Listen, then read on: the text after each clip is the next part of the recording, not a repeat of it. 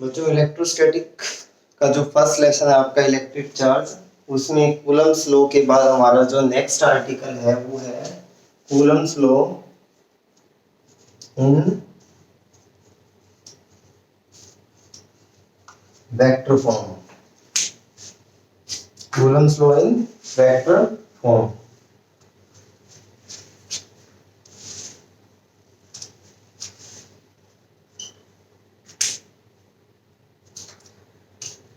जैसे 11th में आपने gravitational law in vector form पढ़ा था, वैसे ही ये हमारा एक चार्ज Q1 है, ये हमारा एक चार्ज Q2 है और ये इनके बीच में कुछ डिस्टेंस है। वेट में एक बार मार्कर ले आता हूँ।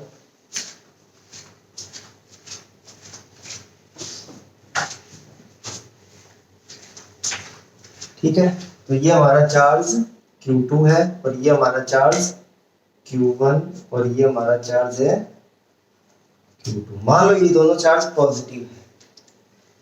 ठीक है, अब क्या होगा, ये Q2, ये दोनों चार्ज हमने पॉजिटिव लिए और ये Q2 Q1 के ऊपर इधर फोर्स लगाएगा, तो इसको हम बोलेंगे force on 1/2। This is 1, this is 2, force on 1/2। ये फर्स्ट सेकंड पे इधर फोर्स लगाएगा तो इसको हम बोलेंगे फोर्स ऑन 2/1। कई बुक में आप देखोगे कि इसको हम बोल रहे हैं फोर्स ऑन 1/2।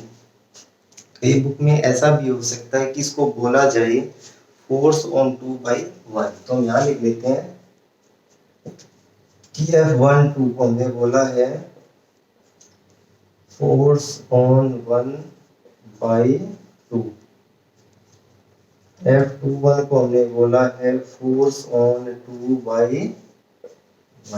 ठीक है, अब हम यहाँ यूनिट वेक्टर लेते हैं।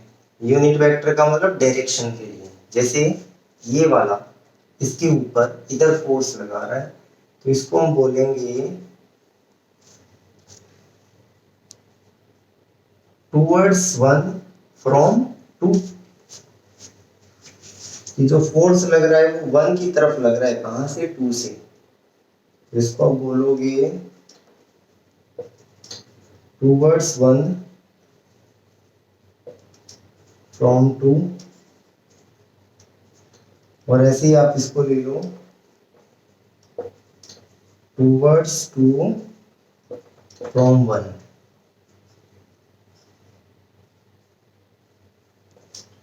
ठीक है,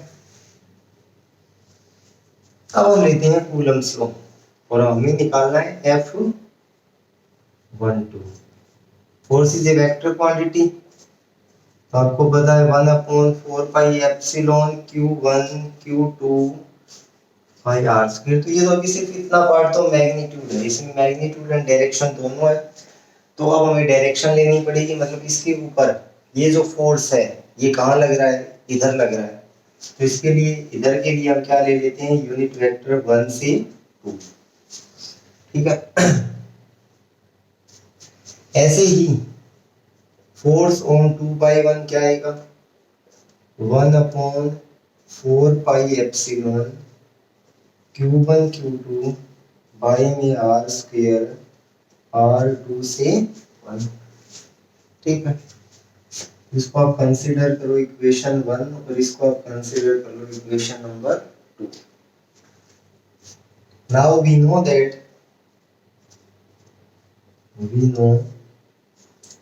R12 is equal and opposite to the R21.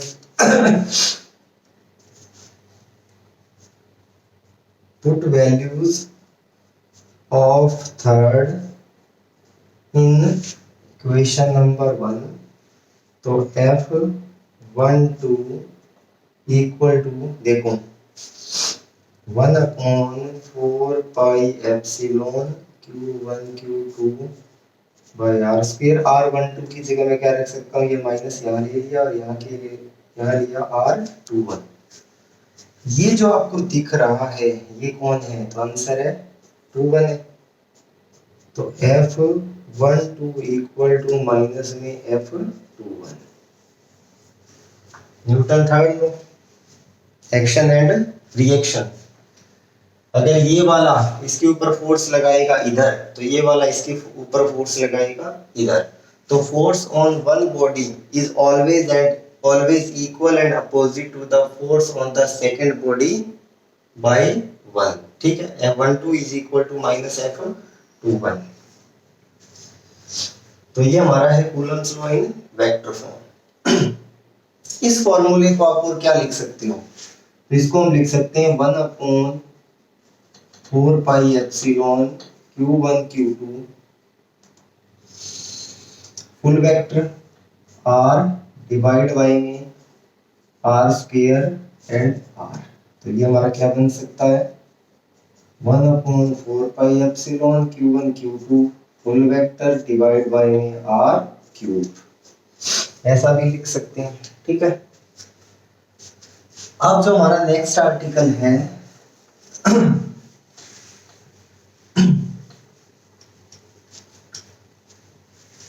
वो है Coulomb's law in Cartesian coordinate system. Coulomb's law in Cartesian coordinate system. Coulomb's law in Cartesian coordinate system.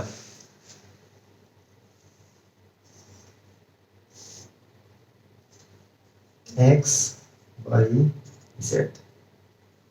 देखो एक चार्ज यहाँ पर है Q1, एक चार्ज यहाँ पर है Q2,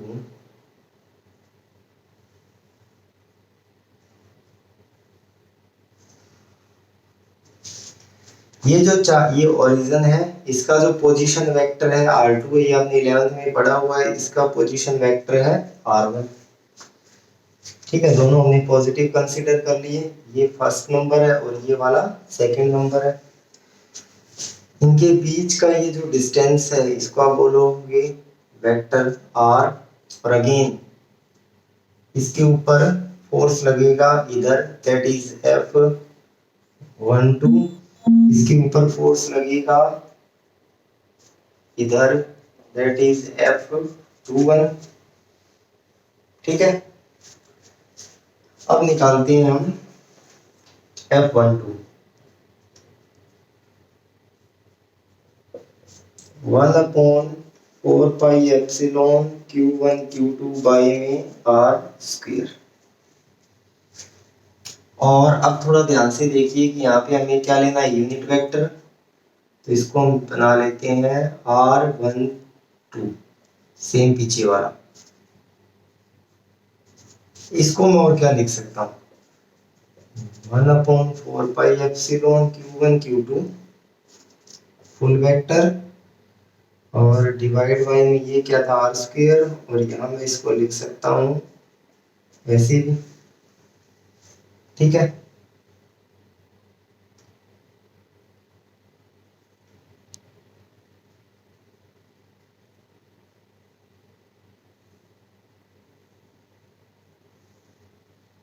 now next 1/4 pi epsilon. देखो इसको मैं नीचे वाले को लिख सकता हूँ R पावर थर्ड। ये फुल वेक्टर को मैं कहां से कहां ले रहा हूं, तो देखो जैसे मैंने इसको लिया, अब आप एक चीज ये भी लिख सकते हो कि R इक्वल टू R1 से 2 इक्वल टू R2 से 1। मैग्नीट्यूड तो इस लाइन का सेम ही है ना, ये पॉइंट आपका ए है, ये पॉइंट आपका बी है, तो मैग्नीट्यूड तो इस लाइन का सेम है। और मैंने जैसे यहाँ से R, अब ये मैंने क्या माना था R, अब इसको भी मैं इधर क्या मान लेता हूँ R1 से 2। तो ये यहाँ पे क्या आएगा 1 से 2, यहाँ क्या है Q1 Q2 और फुल वेक्टर R1 से 2। तो यहाँ भी मैं क्या कर सकता हूँ 1 से 2, यहाँ भी। यहाँ तक बात समझे? अब आएगा 1/4 पाई एप्सिलॉन Q1 Q2। अब बच्चों थोड़ा ध्यान से देखिए, apply triangle law of vector addition. Apply triangle law of vector addition. इसके अंदर O ए बी, ये क्या था R1, ये क्या था R2, ठीक है। इसमें हम अप्लाई करेंगे तो देखो सेम ऑर्डर कौन है R2, उसके बाद में कौन जा रहा है R1 से 2, और फिर कौन है R1 इक्वल टू 0। तो R1 से 2 क्या आएगा, ये आएगा R1 माइनस में R2, ये वैल्यू आप यहाँ पुट कर दीजिए। तो R1 से 2 को मैं क्या लिख सकता हूँ, R1 माइनस में R2, यहाँ भी मैं क्या लिख सकता हूँ R1 माइनस में R2 की पावर 3। तो this is Coulomb's law in Cartesian coordinate system.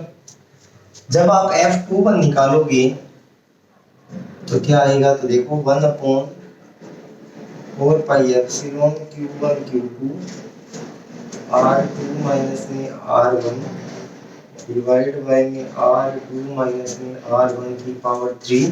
उस समय आप क्या करना, इस एरो को ऐसे कर देना, ऐसे, और यहाँ क्या लिख दोगे 21, ठीक है। तो ये जो ट्रायंगल वो बनाओगे इसमें वो ऐसा बन जाएगा, ऐसा बनेगा। तो सेम ऑर्डर में कौन होंगे R1 plus 2 minus R2 equal to 0, ठीक है। तो ये हमारा है Coulomb's law in vector form, Coulomb's law in Cartesian coordinate system. अब इसके अंदर अगला जो आर्टिकल है वो है सुपरपोजिशन प्रिंसिपल।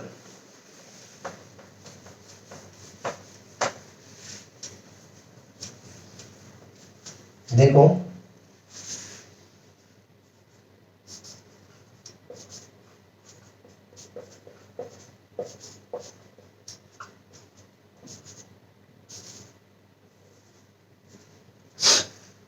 सुपरपोजिशन प्रिंसिपल का मतलब क्या है, देखो जैसे मैंने आपको बोला ये एक Q1 चार्ज है, ये एक Q2 चार्ज है,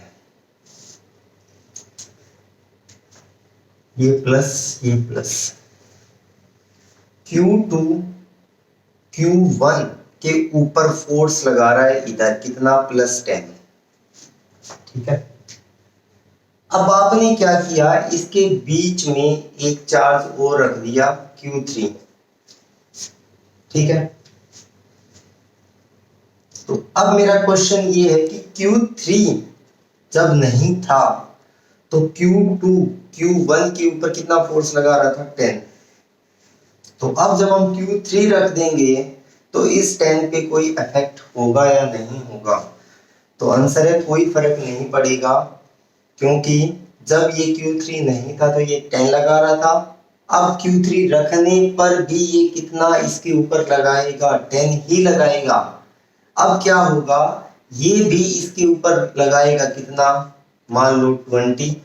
तो जो नेट फोर्स जब ये नहीं था तब इसके ऊपर सिर्फ कितना लग रहा था 10, इसके आने से अब ये टोटल कितना हो गया 30, बट ये अभी भी कितना लगाएगा 10। ये सुपरपोजिशन प्रिंसिपल है कि force between two multiple charges does not affect in the presence of any other charge.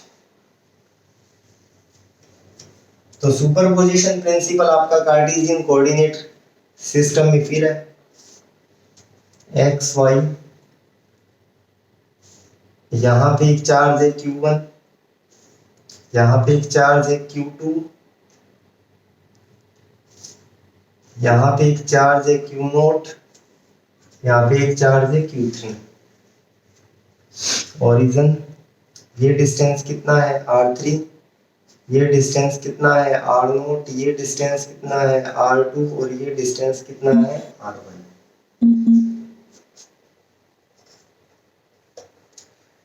Question क्या है, find net force on Q0। Q0 पे फोर्स लगाना है, तो इसको हम कैसे लिख सकते हैं, force on Q0 is force on Q0 by 1, force on Q0 by 2, plus में फोर्स ऑन Q0 बाई 3। सबका क्या करना है, वेक्टर सम। अब देखो एक एक पेयर उठा लो। अब एक पेयर कैसे, जैसे मुझे ये निकालना है तो अब आप क्या करो, अगेन इसको यहाँ बना लो एक्स वाई, ये रहा Q1, ये रहा Q0। ये कितना था R0, ये कितना था R1, और ये वाला इसके ऊपर किधर फोर्स लगाएगा, इधर लगाएगा, तो फोर्स ऑन 0/1। ये डिस्टेंस हम कहाँ से कहाँ स्टार्ट करेंगे, 1 से 0, और एरो किधर लेना है, इधर लेना है। तो F01 कितना आएगा, F01 आएगा 1/4 पाई एप्सिलॉन Q0 Q1। ठीक है, आर स्क्वायर, और यहाँ पे पोजीशन वेक्टर ले लेते हैं, ये फोर्स इधर लग रहा है,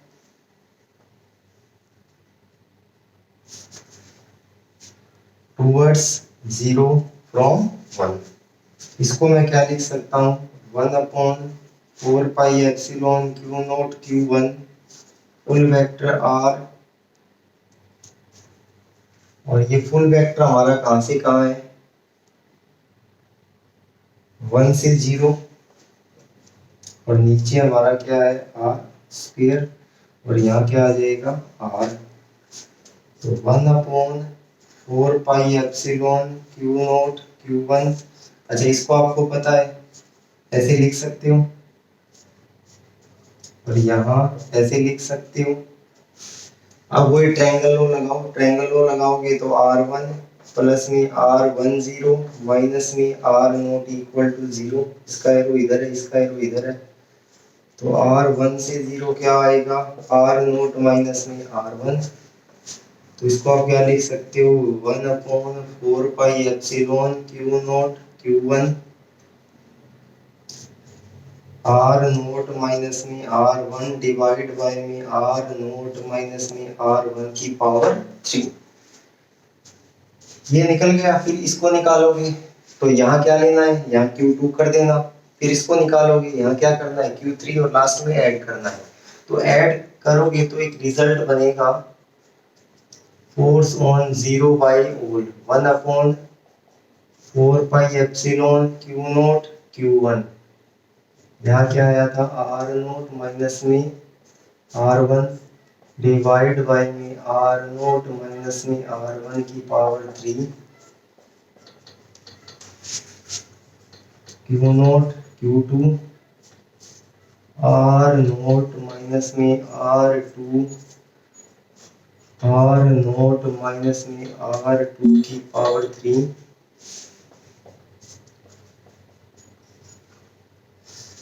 Q0 Q3 R0 माइनस में R3 R0 माइनस में R3 की पावर 3। ठीक है, ये सुपरपोजिशन प्रिंसिपल है इन कार्टेशियन कोऑर्डिनेट सिस्टम। तो अब हम इसका एक जनरल फॉर्मूला क्या लिख सकते हैं, देखो 1/4 पाई एप्सिलॉन, और Q0 कॉमन है सब में।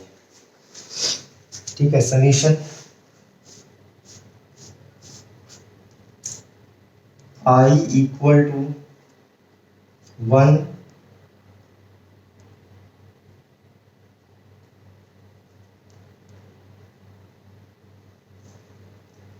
I equal to 3 QI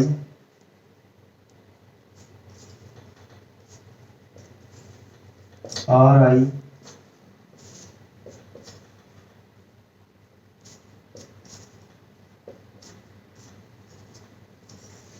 this is the general formula of superposition principle. ठीक है, तो स्टूडेंट्स यहाँ तक आप इसको अच्छे से करना। नेक्स्ट जो वीडियो बनेगा उसमें हम पढ़ेंगे प्रॉपर्टी ऑफ इलेक्ट्रिक चार्ज।